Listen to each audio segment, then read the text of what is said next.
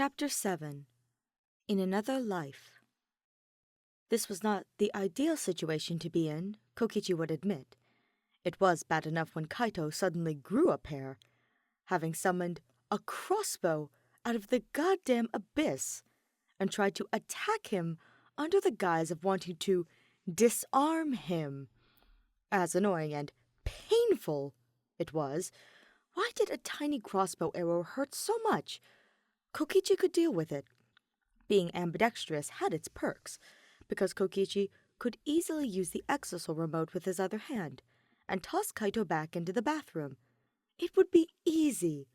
All he needed to do was get a second away from Kaito, who was annoyingly persistent. But then, oh, you would not believe what happened next. In came an exosol, one he had not called to his aid, through the shutter. At least Kaito had stopped trying to attack him, but now the both of them had froze to gawk at the exosol in shock. Kaito was surprised because, exosol. Kokichi was surprised because he couldn't figure out where the fuck that thing had come from. Everything, he had been wondering, was answered for less than 7 seconds as he watched that stupid, goo-goo-eyed assassin pop out of the cockpit. He thought, that checks out, before their second guest star decided to show himself. It was Shuichi Saihara, with a bag slung over his shoulder for some reason. Could people stop invading the hangar for 2 seconds?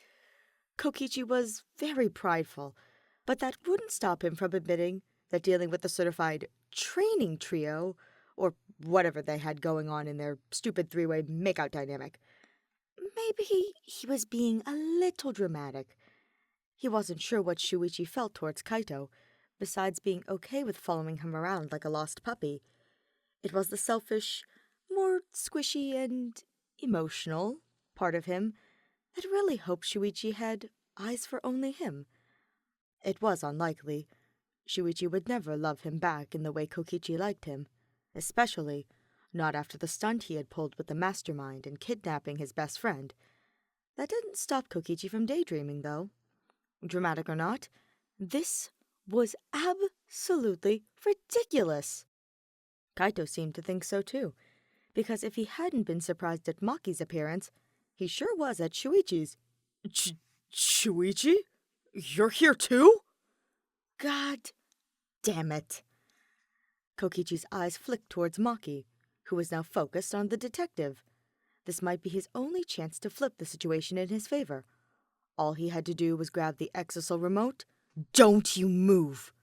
Shuichi growled at him specifically, making him freeze in his tracks. He didn't know what was wrong with Shuichi's voice, but it wasn't Shuichi. Shuichi could raise his voice, he could shout, he could cry, he could regard Kokichi with icy anger and spit vile words at him. But he wasn't ever like this. His voice wasn't supposed to be layered with so many levels of cunning and deceit. There was a plan at his detective's fingertips, and it scared Kokichi that he had no idea what it could be. I need all of you to listen to everything I say, Shuichi shouted, with an unusual air of authority, throwing his visible hand out. His other hand was hidden behind his back, furthering Kokichi's anxiety. Please, I don't want to have to use force. What the hell are you talking about? Maki demanded coldly. This was one of those rare moments that Kokichi shared her sentiment. What force would you use? Kokichi snorted. As strange as Shuichi was acting, it would be a chilly day in hell before he started hurting people. Also, Kokichi's arm hurt. He deserved to be a bit of a dick. Are you going to give us a speech on magic and friendship? No. Shuichi's other hand held a gun. A gun he was pointing right at Kokichi. Kokichi had never faced down the barrel of a gun before. His blood instinctively ran cold, rooting his feet in place. It wasn't like him to freeze in the face of danger. But in this case, that face was Shuichi. Kind, caring, empathetic Shuichi, whose fear of the truth intrigued Kokichi to no end. Shuichi, the only one who chased after Kokichi. Shuichi, whose hands were very cold. "I will shoot all of you." Shuichi's expression had drained of all emotion, and yet the edge to his voice threw Kokichi off completely. What was he? "Is that a gun?" Kaito shouted in horror, stumbling several steps back. "Where did you get that?" Maki demanded. If even she was surprised, then yeah, they're doomed. "Does it matter?" Shuichi pointed out. "Maki, leave the crossbow in the exisal and get down from there." Maki's eyes narrowed into challenging slits. Much to Kokichi's simultaneous relief and consternation, Shuichi diverted the gun's direction towards Kaito, who inhaled so sharply Kokichi was surprised his lungs didn't collapse then and there. "I'll do it," Shuichi warned her in an ominous whisper. Kokichi stiffened as he saw Shuichi's finger tense on the trigger, as if he were testing the assassin. "Get down." Maki swiveled the crossbow towards Shuichi, her entire body tense. For the first time, Kokichi could see panic flaring in her eyes. "Do you want to die?" Kaito was pale, his hands shaking slightly. "Come on, Shuichi! You really wouldn't shoot me, would you?" Bang!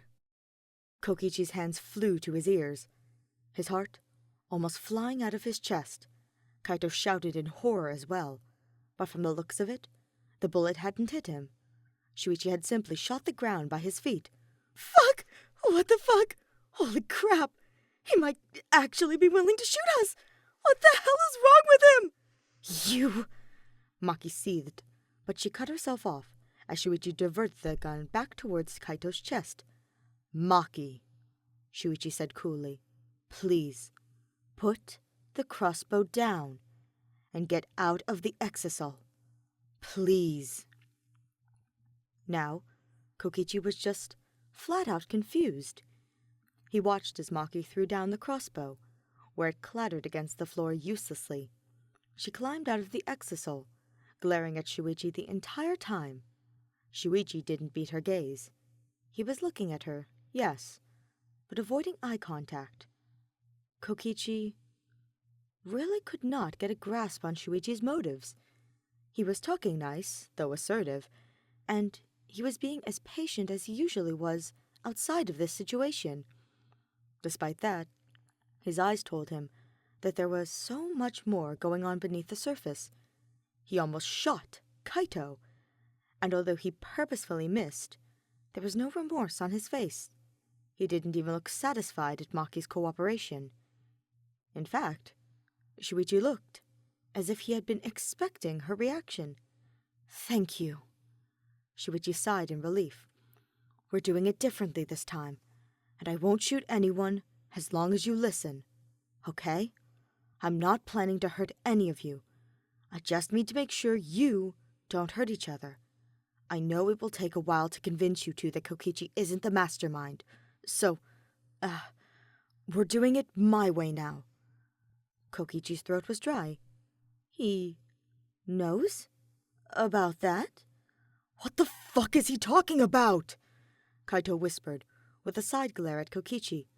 "Kokichi?" Shuichi pointed at the dormant red exisal with his free hand. "Can you control that with the remote?" "Nope. The remote is totally powerless." Kokichi lied, before he could think the better of it.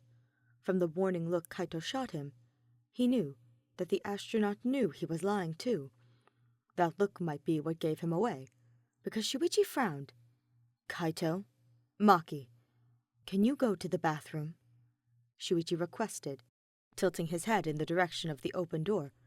"I'm going to lock you in there, but it's only for the rest of the night. I promise." "Shuichi, what has gotten into you, man?" Kaito boldly demanded. "What's wrong with you? Why are you doing this?" "If you wanted to stop me, you didn't have to bring a gun." Maki added, much less a real one. At that, a strange wave of darkness washed over Shuichi's face. I tried that, and it didn't work. I died anyway. But that's not important. What is that we don't waste any time. How about this? If you two don't go into the bathroom right now, I will shoot Kaito and myself.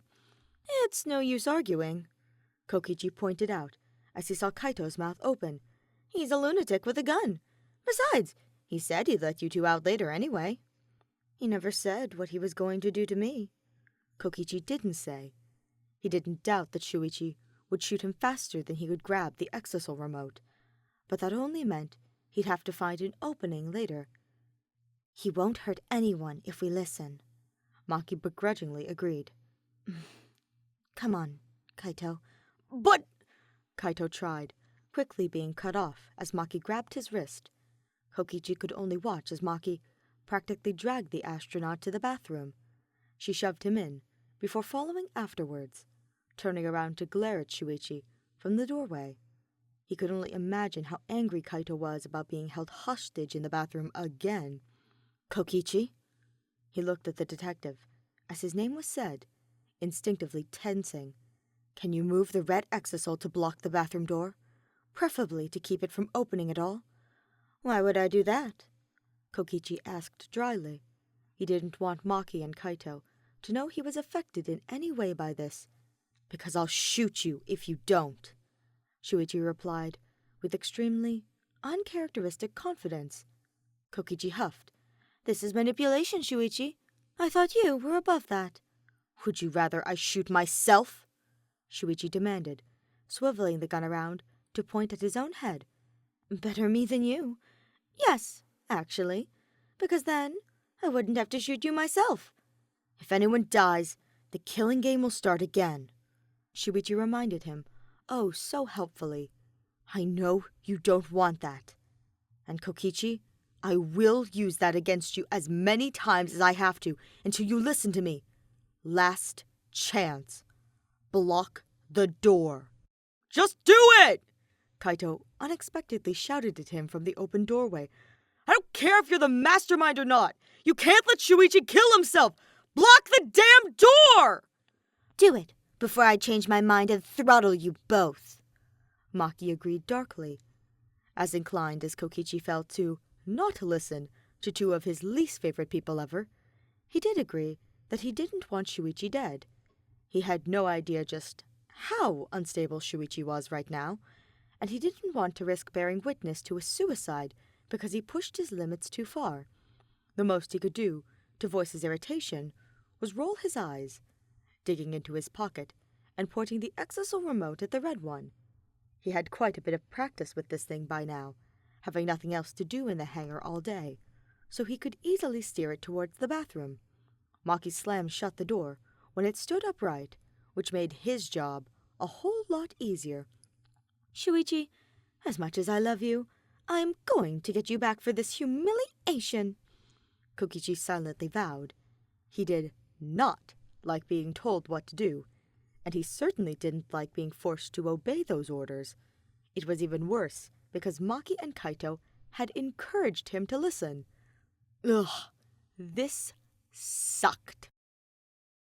Deciding to set his frustration aside for now, Kokichi sat the exisal down in front of the bathroom door, its long, thin tail curling up and blocking pretty much the entire door.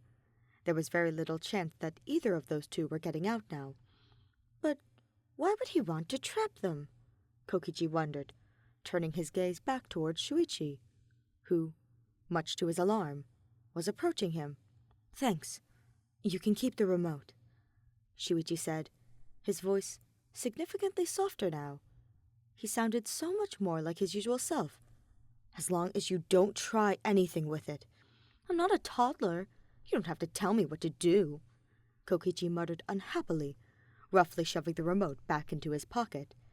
Now that they didn't have an audience, he was okay with letting a fragment of his composure slip. So, did you finally hit your breaking point or something? I never took you as the holding people hostage type, Shuichi. And what's that bag for? You gonna strangle me with it? Shuichi frowned slightly. I'm not going to hurt you. I promise. Unless I try anything funny, right? Kokichi challenged, his smile feeling strained. Then you'll shoot me. I'll shoot myself, Shuichi corrected him. Threats against you won't work, so I'll use myself as leverage. Kokichi was really not liking how Shuichi was acting right now. He grinded his teeth, consciously swallowing down the colorful curse words he wanted to spit out. He was hurting and angry and extremely confused. Did taking away Kaito have such bad repercussions on Shuichi's mental well-being that he totally spiraled? Did Kaito even deserve this level of devotion? No. If he wanted to save Kaito, he wouldn't have locked him and Maki up. Kokichi shot himself down quickly. So, what is his plan here? I grabbed the bag because I couldn't carry everything I needed. Shuichi went on to explain. It was tiring, running all over the school. The gun, still poised towards Kokichi, Shuichi unbuttoned his bag and dug into it, soon pulling out what he had been looking for. It was a water bottle? What is that? Kokichi asked. Why is the water so cloudy? I'll tell you after you drink it, Shuichi promised quietly, passing the bottle over to him. Kokichi reluctantly accepted the bottle, squinting at its contents. There was no way this thing wasn't drugged. The worst part was that he couldn't tell if Shuichi was trying to be sneaky about it or not. Then allow me to drink this totally inconspicuous and not at all poisoned water, Kokichi declared slowly, making sure every word was infused with as much sarcasm as he could physically muster. Shuichi sighed. It's not poisoned. Do you really think I would poison you? You are threatening to kill us, Shuichi, Kokichi snapped. He took a moment to recompose himself, smoothing over his voice of any emotion. I don't know what to do with you. I can't tell if you're trying to upplay my evilness or if you've just got bored of being nice all the time. You know, I really thought you'd learned your lesson with Kaede. For the briefest moment, a look of horrified hurt flashed across Shuichi's expression, and Kokichi knew, at that moment, he may have crossed a line. Yes, what a wonderful idea it was to antagonize the mentally unstable guy waving around a loaded firearm. What a stroke of genius on Kokichi's part. That hurt suddenly transformed into something unreadable, even to Kokichi, and he wasn't sure why, but he felt his heart stutter in fear. He had never seen Shuichi make such an expression, and it was making Kokichi feel small, smaller than he already was. Kokichi, you will drink that water, or I will make you, Shuichi told him in barely a whisper. He leaned close, and it took all of Kokichi's willpower to not move. Kaede died because she had no chance of possibly hitting the real mastermind. He trailed off, his brows knitting in thought, before his gaze sharpened once more. Doesn't matter. Not right now. Kokichi's blood ran cold as the edge of the gun was pressed against his forehead. I am fulfilling Kaede's wish. I will get everyone out of here, Shuichi promised slowly. And I mean everyone. So drink. He seized Kokichi's bandana in a tight grip. The damn water before I make you. Kokichi's voice was nothing more than a whisper as he breathed, Okay. Much to his relief, Shuichi released him, and he scooted back as quickly as he could. Fuck. Shuichi was scary. It's definitely drugged, Kokichi thought, as he hesitantly inspected the bottle. With what, though? If it's not poison, is he trying to knock me out? Why? Why not just kill me? Unless he's leaving me vulnerable for the true mastermind. He definitely knows who it is. Kokichi wasn't sure how he could willingly drink drugged water, but he was an asshole, not an idiot. He knew when to quit pushing somebody. Trying to beat down whatever emotions threatened to surface, Kokichi slowly unscrewed the cap. Shuichi was watching him patiently, his gaze feeling overbearing as Kokichi lifted the bottle to his mouth. He had the impulse urge to dump the water out, but that would get somebody shot very fast, and he was kind of expecting Shuichi to just whack him upside the head anyway. It was terrifying how simple it was to seal his fate. He steeled his nerves and brought the bottle to his lips, tilting his head back as he downed the entire thing. Overkill? Yes, but at least Shuichi would feel bad if he overdosed and died or something. Shuichi was telling the truth when he said he wasn't going to hurt anyone.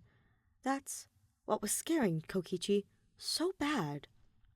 By the time he was finished, he coughed, reaching up to wipe his chin clean.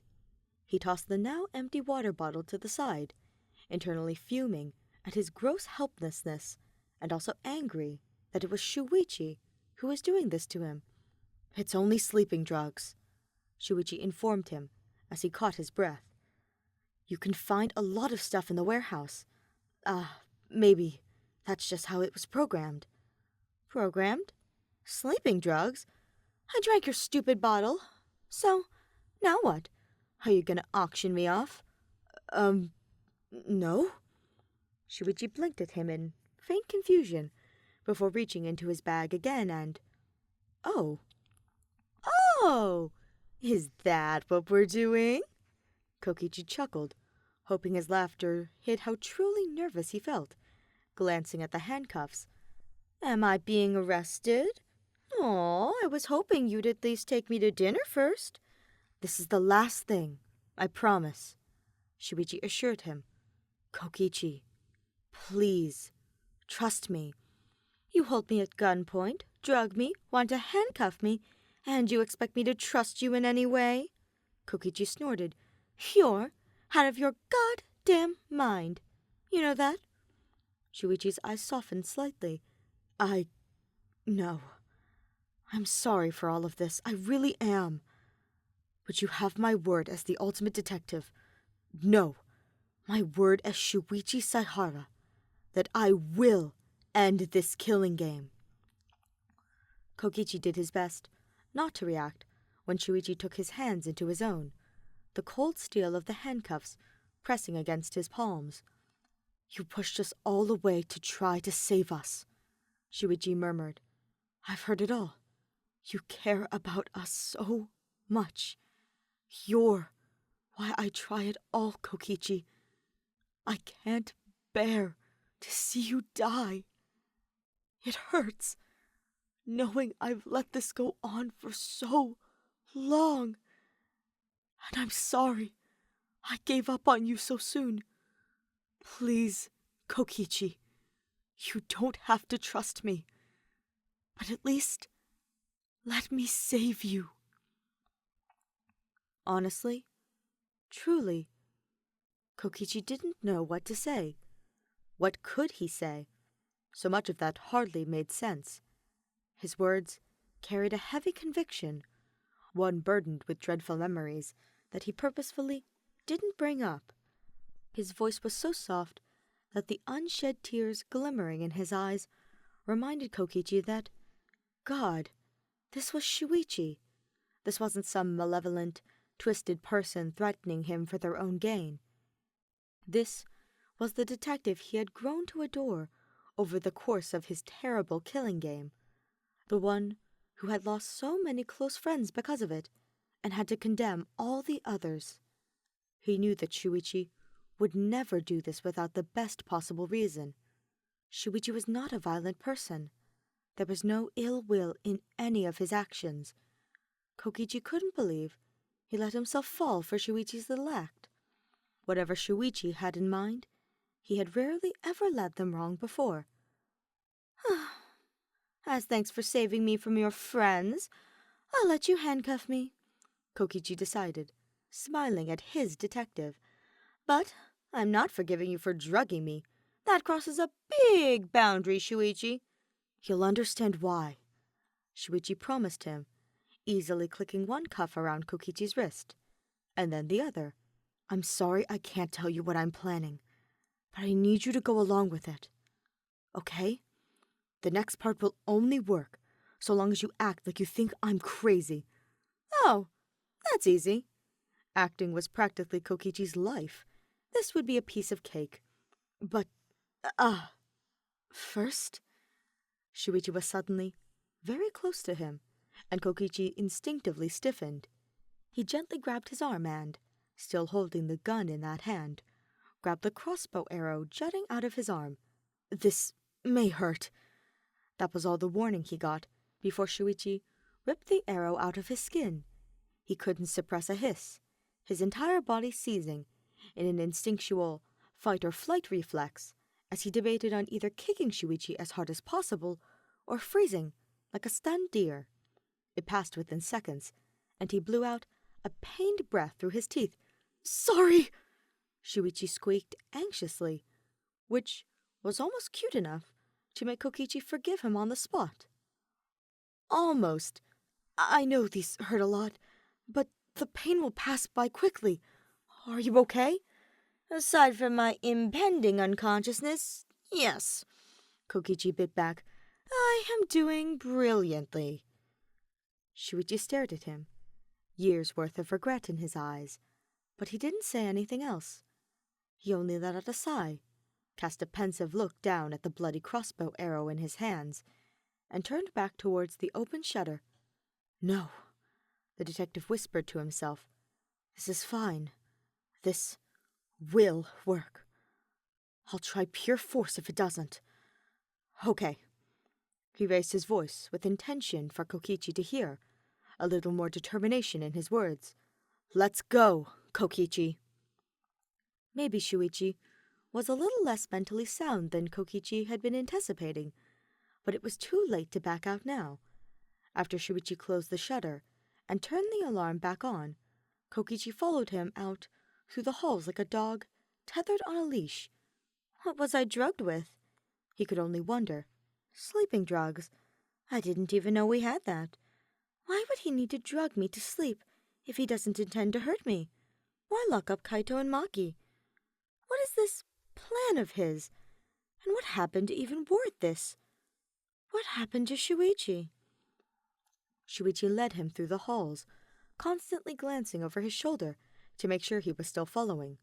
Kokichi wasn't entirely sure where Shuichi was taking him, but he was relatively surprised when Shuichi stopped walking so soon, right in front of the room he was keeping Monokuma trapped in. This guy was just stocked full of surprises, huh? At this point, Kokichi hardly even phased when he found a gun being pointed at the side of his head, but simply for theatrics, he flinched. This must be that next part Shuichi was talking about. Monokuma, I know you can hear me. Shuichi called over to the bear, his voice suddenly firm and cold. The exosouls won't hurt you if you only talk. So let's talk. When Monokuma didn't respond, Shuichi lifted the gun slightly and... Bang! That one made Kokichi genuinely jump. The bullet grazed right over his head, terrifyingly enough. He would have thought guns were Maki's thing, but, man, Shuichi could aim that thing perfectly. The next one goes in his and my head, Shuichi declared darkly. You're fucking insane! Kokichi spat at him, careful not to move so much as an inch. Internally, he was actually pretty on board with this plan. He could get behind bullying Monokuma for answers. Shuichi ignored him. His gaze was burning expectantly into Monokuma. Kokichi would be lying if he said he wasn't curious to see where this went. He had tried getting information from Monokuma before, and the bear had been stubbornly silent, not making so much as a peep. The major difference between that and now was that he hadn't had a hostage. You know, Monokuma suddenly spoke, I was pretty relieved when I saw it was you who wasn't resetting with the loops. You were never the rebellious type. So I thought you'd help me out without question. I am regretting thinking that at all now. You can't tell me the truth and expect me not to do something about it, Shuichi pointed out. I was gonna wipe your memories of the loops once it was done, Monokuma informed the detective. Come on! Don't you want the time loop to end? Hurry up with it already! Kokichi blinked, shooting a sideways look at Shuichi.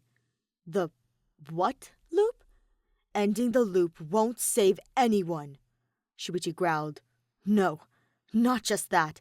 I'd rather live with the guilt of letting my friends die than help you continue the killing game. So, you'd rather rot in your bed all day? Monokuma challenged. You'd let your classmates die over and over again, putting them through the crushing pain of death, just to defy me? Is that helping your classmates any more than just ending the time loop? Death isn't as bad as you think. Shuichi's voice was quieter, though the bitterness never left. You know what death is? Nothing. You're there, and then you're not. Everything just stops. It's more peaceful than anything I've ever had to deal with in this horrible killing game. The only thing about death that hurts is how you die. Strike 9 poison hurts. Having your skull smashed in hurts. And you know what? It hurts worse when you come back. My friends will never know that pain because they can't remember it, and they never will. Yep. Kokichi had zero idea what was happening anymore. At least it was a little entertaining to watch Shuichi stand his ground so ferociously. Isn't that a little selfish? Monokuma pointed out. You'd really let your classmates die just because you don't want the killing game to continue? You're going to give yourself the freedom to do whatever you want while trapping everyone else in the same murder loop you hate so much. Freedom? Shuichi scoffed. This is torture! I'd do anything to end the time loop, but I won't if it means the killing game will continue. You only have one chance before I kill Kokichi and drag his body back to the dormitory for everyone to see. Yeesh, Kokichi muttered under his breath. So, what of the end wall? Shuichi unexpectedly demanded. Huh? The end wall? Monokuma echoed, sounding hilariously caught off guard. What about it? At the very start of the game, one of the Monokubs said that beyond that wall was the end of the world. Shuichi quoted. I assumed that could be taken as what we saw as the end of the death road of despair, what you'd expect when the world ends. But that's not the truth, is it? Past the end wall is this world's end. In other words, it's where the map stops. Well, you don't have to be a genius to figure that out, Monokuma said, though his voice sounded stiff. There's not much else to it than that. Yes, I believe that, Shuichi concurred.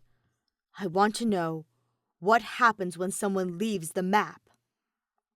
From the way Monokuma noticeably tensed, Kokichi could tell that Shuichi had struck a nerve.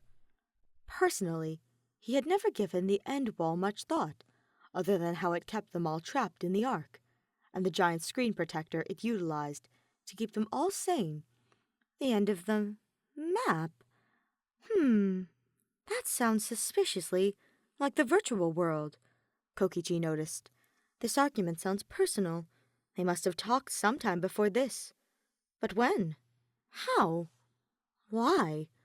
You've already left this map, haven't you? Monokuma pointed out carefully. We had a vacation together on Jabberwock Island. Don't tell me our bonding meant nothing to you? Jabberwock Island is a map, Shuichi corrected him.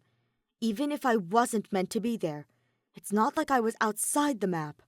I was just in a different one. Is that really important? Monokuma asked. In response, Shuichi yanked Kokichi closer, digging the muzzle of the gun uncomfortably into the side of his head. He knew it was only for theatrics, but he found that he didn't particularly enjoy being in this situation. One wrong twitch of Shuichi's finger, and it'd be his brains painting the floor. It is important, isn't it? Kokichi sneered at Monokuma, pushing a shake into his voice. You're hiding it on purpose. That only proves my theory further, Shuichi agreed. You're keeping quiet because you don't want me to know, aren't you? And you really don't want me to say it out loud.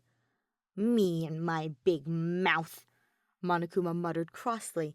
They always say you can't reason with crazy. Ugh, if I don't tell you the truth, then even if I do my part in our plan, you'll just pop a bullet into the side of Kokichi's head. Won't you? What? Kokichi asked, eyeing Shuichi anxiously. He knew that Shuichi wouldn't. This was one big show, after all. But the whole point of this was to make Monokuma think he would. But even if you do leave, where would you go? Monokuma continued, ignoring him. There's probably nothing left there at all. Even if you do leave, you'll probably just starve to death. Or you'll commit suicide when you find out the truth. So I am right, was what Shuichi took away from that. Monokuma's silence was telling. Shuichi lowered the gun back to his side, allowing Kokichi to automatically relax. But what he wasn't expecting was for Shuichi to reach into his pocket, fishing out the exisal remote and placing it in his bound hams. Make the exisals destroy him, Shuichi ordered. Won't a new one just pop up? Kokichi pointed out, doubtfully. It was difficult enough locking Monokuma up. He might not be able to do it again. If the mastermind knows he's been destroyed, maybe, said Shuichi. They're asleep right now anyway, so they won't know until morning. Please, just destroy him. Once again, Kokichi was reminded that he had no idea what was going through Shuichi's head right now. Shuichi had changed, a change that flew directly under Kokichi's radar. Time loops and Jabberwock Island and what Monokuma said about leaving. It didn't paint a very reassuring picture. He said he would help, though, and whoever the mastermind was, Shuichi didn't seem that worried about them. If they're asleep, it's either Kibo, Himiko, or Samugi, Kokichi realized as he pointed his remote at one of the 3 remaining exisals. Himiko and Samugi feel too ditzy to be the mastermind, and while there's definitely something up with Kibo, I doubt he's the mastermind. That's if Shuichi knows who it is. It could very well be Maki or Kaito, which would suck for him, I guess, but it's sort of plausible. With that thought in mind, Kokichi made the pink exisal stop in its tracks, turn, and lift its foot over Monokuma. Monokuma tilted his head. You're really not as clever as you think you are. There was a loud crunch as the exisal brought its foot down, flattening Monokuma and effectively cutting him off.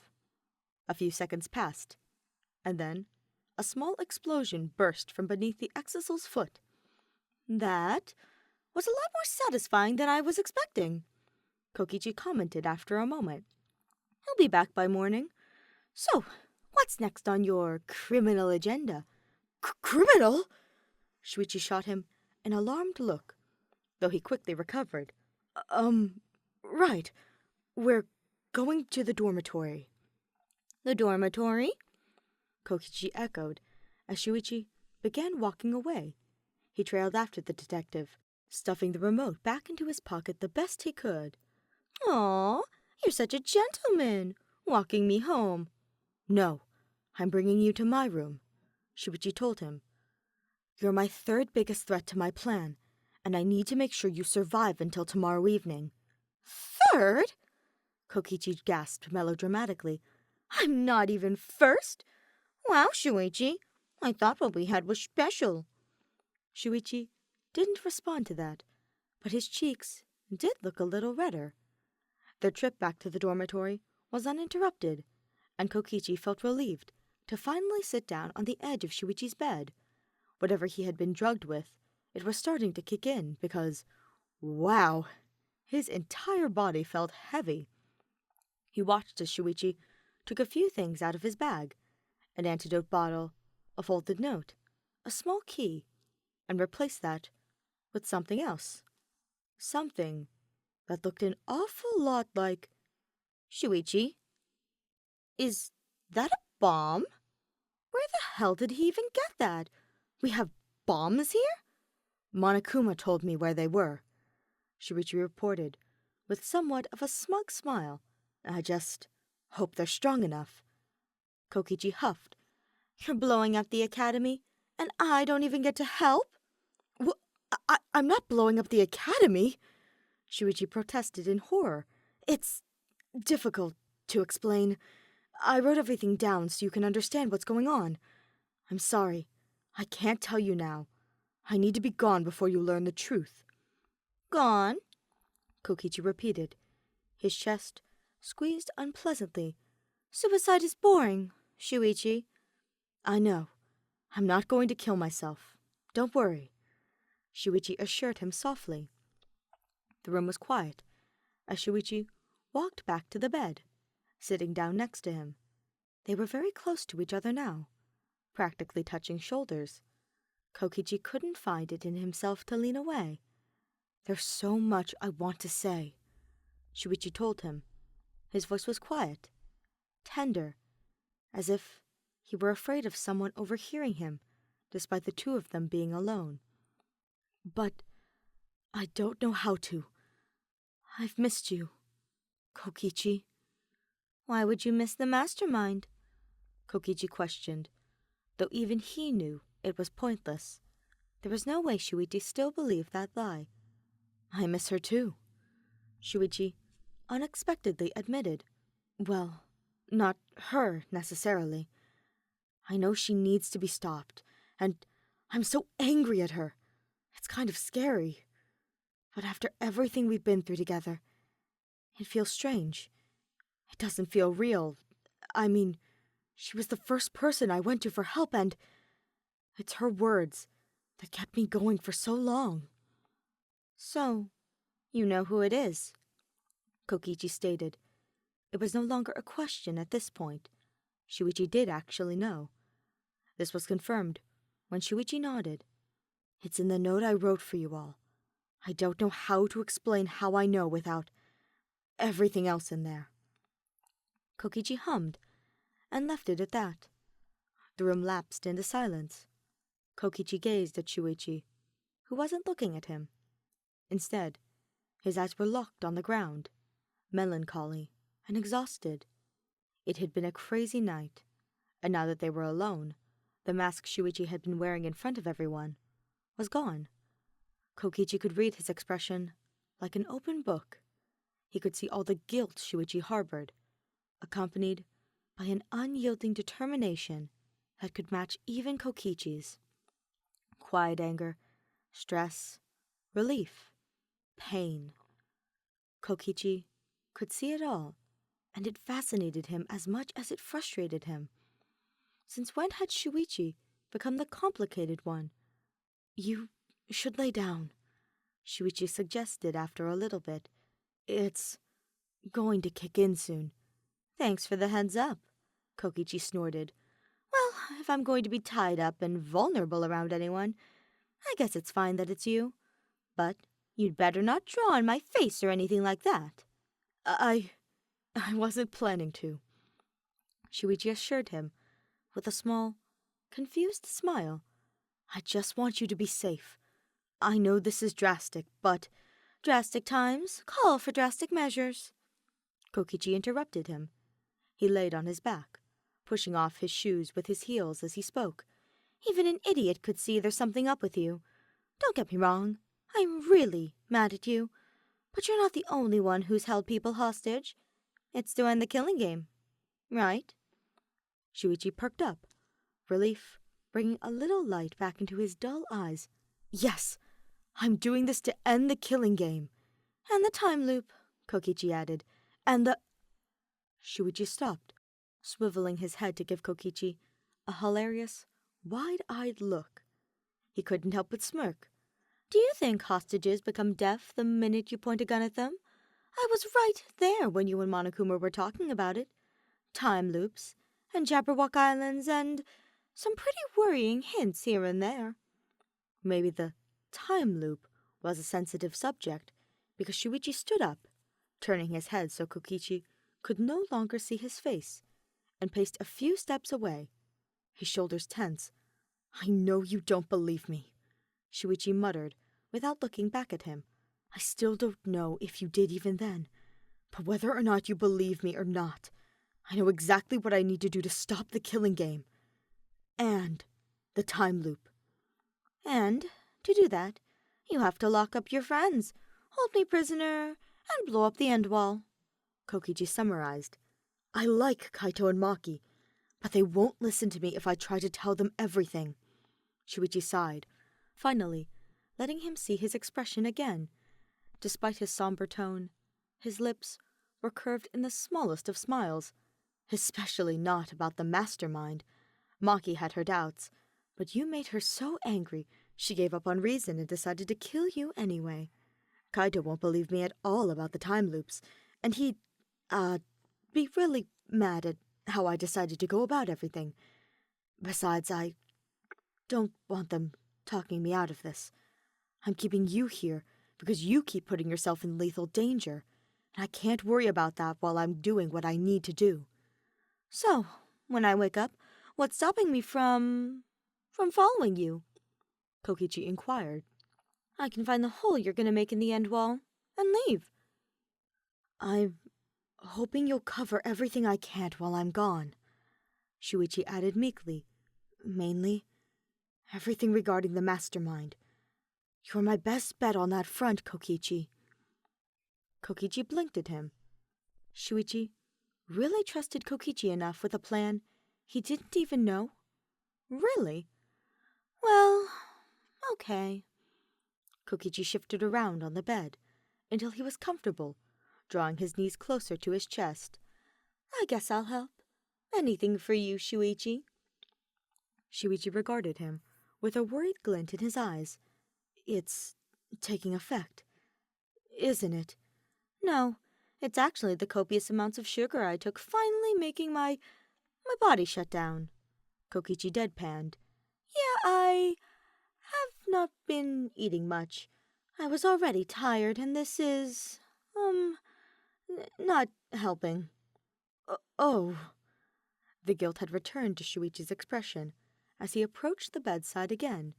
The detective pulled a pillow closer to Kokichi for him to comfortably lay his head on, which made him feel small and very useless, but it also made him sort of happy to be taken care of in such a minor way. He forgot what it felt like to have people like him. "This sucks," Kokichi grumbled in an attempt to push away all the gross, emotional feelings that were threatening to arise. "I can't think of any good lies right now. Geez, lying down was a mistake." "I'm sorry." Shuichi winced. "I just wanted to keep you safe, whether you believe me about the time loop or not. I've seen what would happen to you if I didn't step in. I never watched you get crushed, but I've seen Maki attack you.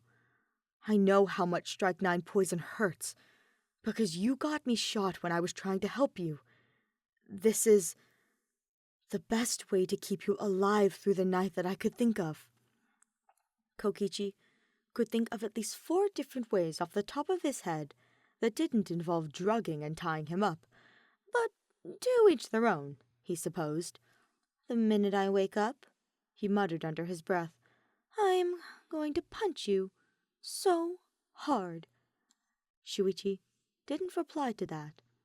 What he did do was reach down to brush Kokichi's bangs out of his eyes, which made his heart jump a little higher than he wanted it to. "I don't know what comes next," his detective quietly admitted. "I'm not sure what's going to happen to me, or to you, when I leave. But I want you to know that, despite the terrible things you have done, I don't hate you. I don't know what it is I feel towards you, but it isn't hate. Never hate." Shuichi stepped away from the side of the bed. Maybe we'll never see each other again, Shuichi murmured. Or maybe I'll see you once the killing game is over. No matter what happens, or what I find outside of the Ark, I will do my best to save all of you. All I hope is that, when this is all over, and everyone is finally safe, we can be friends. Or maybe something more than that. Goodbye, Kokichi. I hope we'll meet again. Never see each other again? Kokichi watched as Shuichi walked towards the door. All of this was so out of left field. But now, Kokichi was wondering what Shuichi expected to happen if he left the map, or whatever it was he and Monokuma had been talking about. Escape. He's leaving. Escaping the map. He even visited another one, supposedly. And the time loop. How is that possible? Unless he's been trying to hint that we're in a... Oh my god. That was an insane thought, one that Kokichi found he was unable to dwell on. It was becoming scarily impossible to comprehensively sort his thoughts. Was that it, though? Was he right? Is that why Shuichi had been acting so wildly uncharacteristic? Kokichi didn't know. He felt as uncertain as Shuichi had looked as he whispered his worries to Kokichi. Not knowing was the scariest part of it all.